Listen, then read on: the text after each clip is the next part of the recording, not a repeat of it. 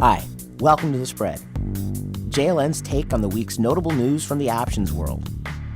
I'm Spencer, doing the heavy lifting so you don't have to. What a week! Some options news, as per usual, but some generally big market news too, particularly for Nordic Nasdaq activity. But it's only fitting that in this, a time of financial crisis, 10-year anniversary reflections, that some funky news would come down the pipeline. First, to Nasdaq's power markets and a big whale. So a heavy hitter, a guy named Einar Aas, at least that's how I hope you pronounce his last name, otherwise he'll be the butt of a lot of jokes.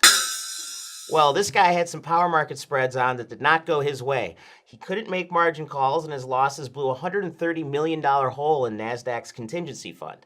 So one trader will be celebrating the 10-year crisis anniversary with a personal bankruptcy, it appears. I can tie this to options a bit. There have been much higher margin breaches at the OCC this year. OCC's average breach size from Q1 was $61 million, up from only $26,000 at the end of 2017. Options margin will come up again in a bit. Now, keeping it Scandinavian and NASDAQ is buying Cinnober.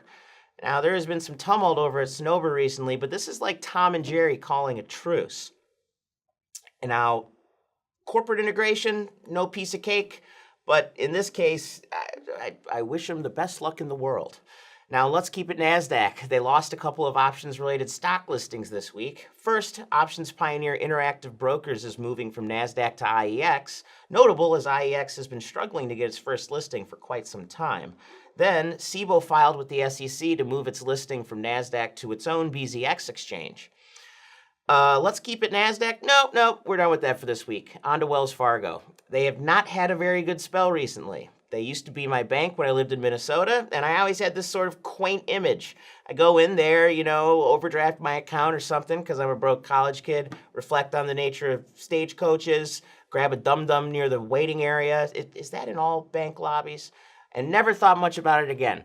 But boy, the fines, the stories about the bank's culture, not good stuff. And you all might recall that Wells was in a spat with LJM, the options fund that mega blew up in February, as a unit of Wells Fargo liquidated a bunch of LJM's positions to cover margin and losses, a move that LJM argued exacerbated its dramatic downfall. Well, this week, Wells got a smidgen of good news when a judge ruled that LJM couldn't sue Wells for the millions it claimed it lost due to the forced selling. Last but not least, there are a ton of storms floating around out there in both the Atlantic and the Pacific. So just be safe, everybody.